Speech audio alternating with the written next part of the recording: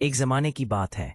दूर बहुत दूर एक सरजमीन थी जिसका नाम ओरेलिया था, जहां पहाड़ बादलों को छूते थे और नदियां चांदी की रबन की तरह चमकती थीं।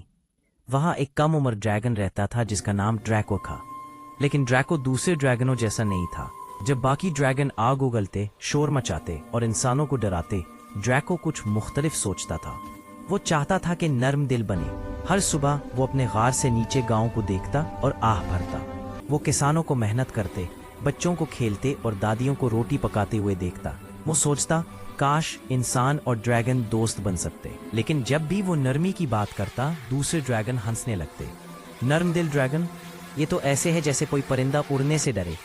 इंसान हमें कभी पसंद नहीं करेंगे ड्रैको। हम ड्रैगन हैं, हमें डरावना ही तो होना चाहिए। ड्रैको उदास तो हुआ मगर हिम्मत नहीं हारी। एक रात जब चांद चमक रहा था, उसने फैसला किया, कल मैं गांव जाऊंगा और सबको दिखाऊंगा कि सब ड्रैगन बुरे नहीं होते।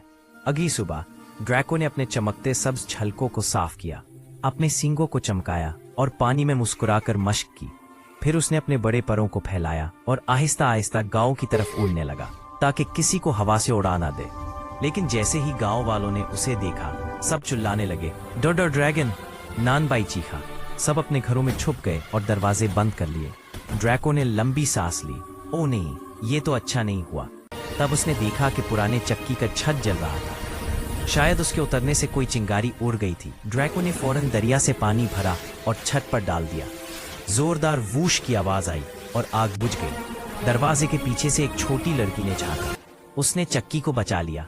उसकी दादी ने आहिस्ता कहा, शायद सब ड्रैगन बुरे नहीं होते। ड्रैको मुस्कुराया, मुझे माफ करना अगर मैंने तुम्हें डराया। मैं तो बस मदद करना चाहता था। उस रात गांव वाले बातें करते रहे। कुछ अभी भी डरे हुए थे मगर कुछ सोच में पड़ गए। एक बात सब जान गए, ये ड्रैगन दूसरों से मुख्तलिफ था। उस चंद दिन बाद आसमान पर काले बादल छा गए। हवा जोर से चलने लगी, दरख्त झुक गए, बिजली चमकी और गरजा पिचा। गांव वाले अपने घरों में छुपकर दुआ करने लगे कि कहीं तूफान उनके घर न उड़ा ले। ड्रैको ने अपने गार से देखा, उसका दिल भर आया। उन्हें मदद की जरूरत है और मैं उनकी मदद कर सकता हूँ। वो तूफान में उड़ गया। बिजली उसके करीब चमकी, हवा ने उसे झंझोड़ा मगर वो डटा रहा। उसने देखा कि दरिया का पानी बढ़कर गांव की तरफ जा रहा है। ड्रैको ने अपनी मजबूत पंजों से जमीन खोदकर नया रास्ता बनाया ताकि पानी गांव से दूर बह जाए। फिर उसने अपने बड़े परों से गिरे हुए दरख्तों को रास्ते से हटाया। जब तूफान थम गया, गांव महफूज था। लोग घरों से निकले, सूरज की रोशनी में आंखें झपकाईं और देखा कि ड्रैको वहां खड़ा है, मिट्टी से लथपथ मगर मुस्कुराता हुआ। वही छोटी लड़की दौड़ी आई, हाथ में फूल लिए। शुक्रिया मिस्टर ड्रैगन, हम तुम्हारा शुक्रिया कैसे अदा करें? ड्रैको ने हंसकर कहा, बस ड्रैगनों से डरना छोड़ दो। नानबाई ने उसे एक बड़ी रोटी दी जिसे उसने एक ही निवाले में खा लिया। उस दिन के बाद ड्रैको ओरेलिया का मुहाफिज बन गया। वो किसानों की मदद करता, गांव के दिए अपने नर्म शौलों से रोशन करता और बच्चों को सितारों की कहानियां सुनाता। जल्दी दूसरे ड्रैगन भी हैरान होने लगे। वो उसके पास आए और पूछा, ड्रैको, क्या वाकई इंसान तुम्हें पसंद करते हैं? ड्रैको ने मुस्कुराकर कहा, वो सिर्फ पसंद नहीं करते, वो मुझ पर भरोसा करते हैं।